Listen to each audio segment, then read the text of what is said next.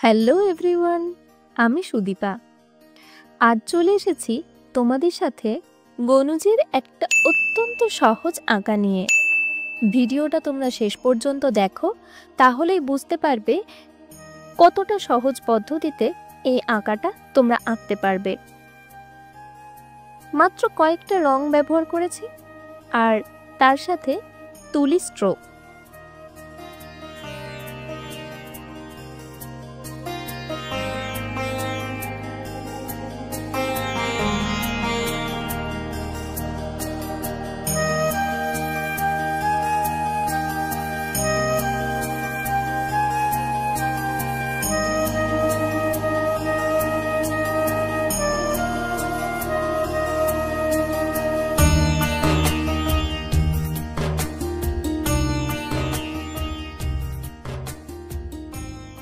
আর কয়েকটা দিন পরেই আমাদের নববর্ষ, আর নববর্ষ মানেই দোকানে দোকানে গণেশের পুজো।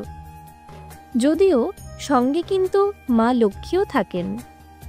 কিন্তু তোমরা কি জানো কেন আমরা নববর্ষে গণেশের আরাধনা করি?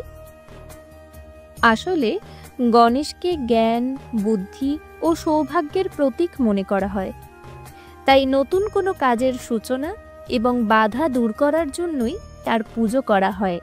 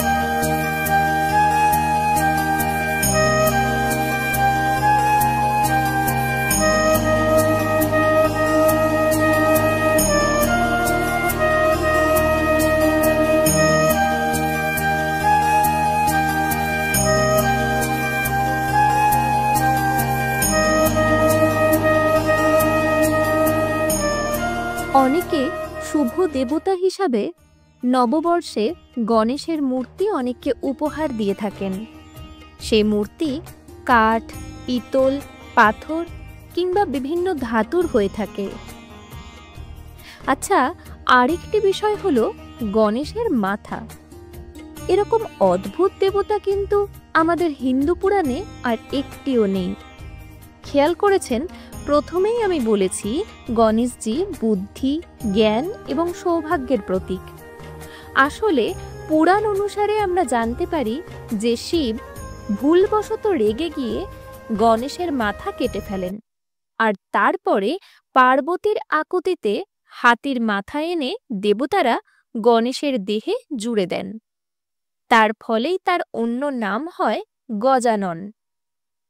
আর হাতিও যেমন ভীষণ বুদ্ধিমান প্রাণী, তেমনি গণেশও বুদ্ধিমান দেবতা হিসাবে পরিচিতি পান।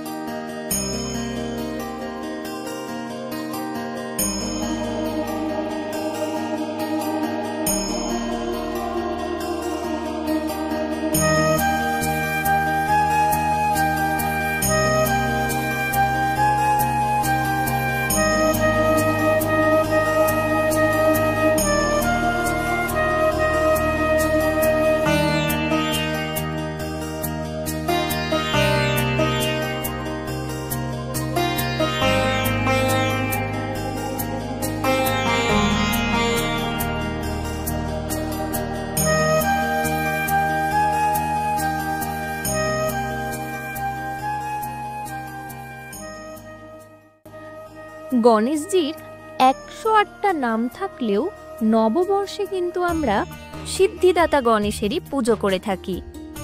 সারা বছর সুখ সমৃদ্ধি দেবে এই আশায় আমরা বাঙালিরা নববর্ষের দিন গণেশজির পুজো করে থাকি।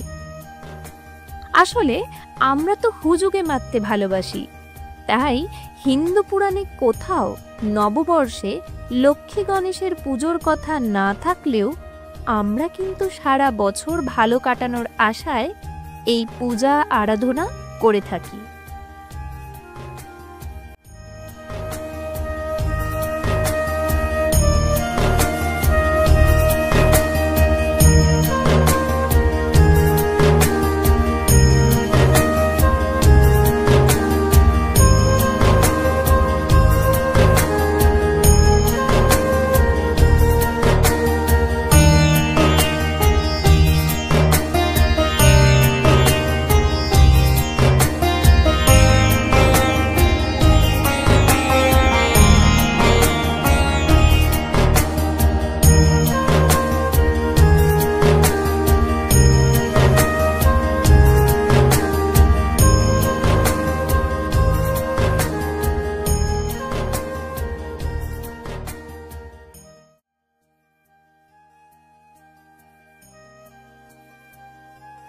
অনেক কথা বলা হলো, আর দেখতে দেখতে আঁকাটাও দেখো শেষ পর্যায়ে। কেমন লাগলো অবশ্যই কমেন্ট করে জানিও। ভালো লাগুক বা মন্দ সবটাই লিখে জানাতে পারো কমেন্ট বক্সে। আর যদি ভালো লেগে থাকে তাহলে ভিডিওটাতে অবশ্যই একটা লাইক করো আর বন্ধুদের মধ্যে শেয়ার করে দিও। চ্যানেলে নতুন হলে অবশ্যই সাবস্ক্রাইব করে পাশে থেকো।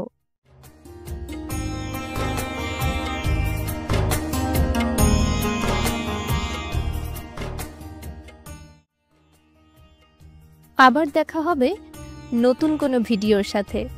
ততক্ষণ সবাই ভালো থেকো, সুস্থ থেকো, আনন্দে থেকো। আজকের মতন টাটা।